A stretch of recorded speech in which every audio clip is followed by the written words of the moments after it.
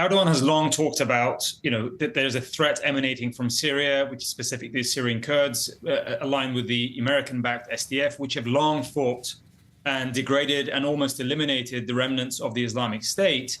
And this has been mainly a tool for him to essentially woo Turkish voters at home, basically attempting to sell the message that, he has a tough stance on terrorism, when essentially, his whole campaign against the SDF has been nothing more than an attempt at vilifying an organization that has basically carried out the major security interests and concerns of the Western Hemisphere for a long time.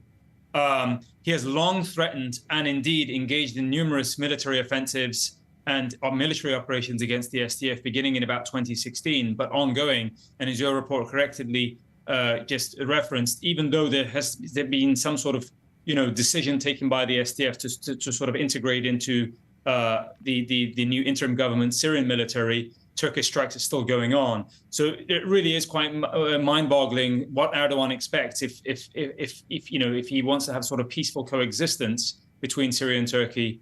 How his military sort of bombing of a major U.S. partner is going to essentially allow that. Right, and what is his interests in these Kurdish militias integrating into the Syrian government? Where does he stand really on this? Look, I think everybody was caught off balance on Monday when the SDF basically announced they were going to sort of signing this deal with the interim government to integrate, because I've talked to the members of the SDF as well as their sort of leadership circles here in Washington, and they're not under any illusions that this the interim government as well as its leader al-Shara is somehow a trustworthy person. As we saw, they carried out multiple atrocities over the weekend against Syrian Alawites on the West Coast, and they've also Turkish-backed militias there have also engaged SDF forces since the toppling of Assad. So why this sort of sudden sort of a decision to sign a deal with Erdogan and with the Syrian government?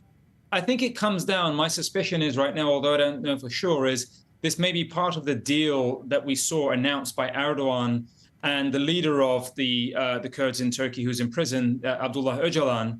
We don't know what the conditions of that were, but for the Turkish Kurds to essentially come to an agreement with Erdogan of a peace deal, right? I suspect part of that deal was that it had to include a commitment by the Erdogan government not to invade the SDF, because the Syrian Kurds that are led under the banner of the SDF are a direct sort of cousin or a relation of the PKK, which Öcalan leads. I'm suspecting that's part of the deal. All right. So how, just to try to understand this, how big of a deal is this deal? Are we anywhere near a solution for the fighting between the Kurds and the Turkish-backed forces in Syria? I'm skeptical.